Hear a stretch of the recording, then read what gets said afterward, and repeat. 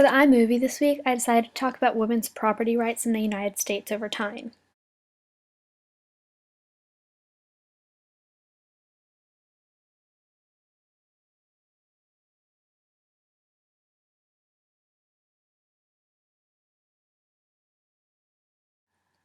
So, property rights are a controversial theoretical construct in economics for determining how a resource is used and who owns that resource. And women's power is basically saying as the women gain power, they're able to help the economy raise by using the entirety of the workforce available to them. So the Married Women's Property Acts are basically because the pressure caused the government to grant these acts because husbands don't get the power over the previous property that was owned by the wife.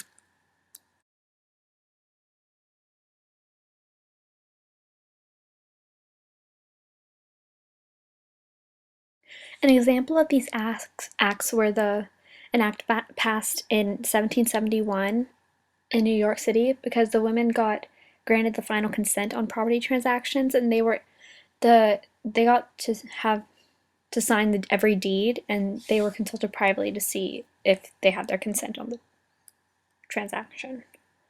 Okay, so before this change, men were the leaders of the families. Only men were recognized in society mostly, and the women's previous property defaults to the husband. So the women really had no control over their properties after marriage.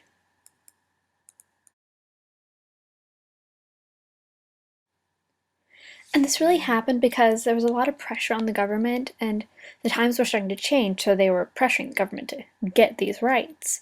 And of course, there were economic problems developing when, of course, the husband could die and the widows really couldn't do anything with the property, so it was hard to trust people and know what to do with the things that they owned.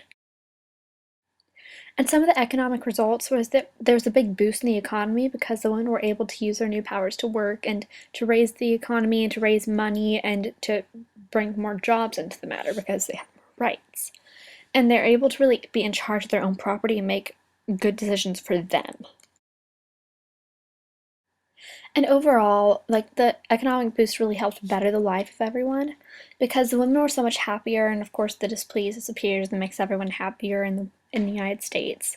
And the citizens are really able to take care of themselves and their property, and it just helped further the quality of life with everyone.